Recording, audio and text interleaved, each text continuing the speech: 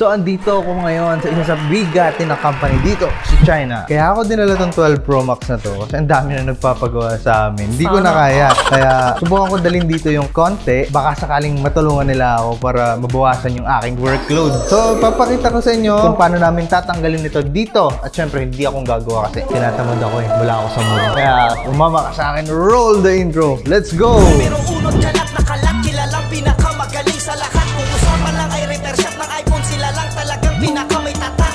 Hindi naman sa nagmamaangas, nagmamahangin at nagmamataas. Spec sa pilang talaga ang kilala kong pinakamalupit at malakas. Yung battery ng iPad mo tumaba, bumubuo na maga.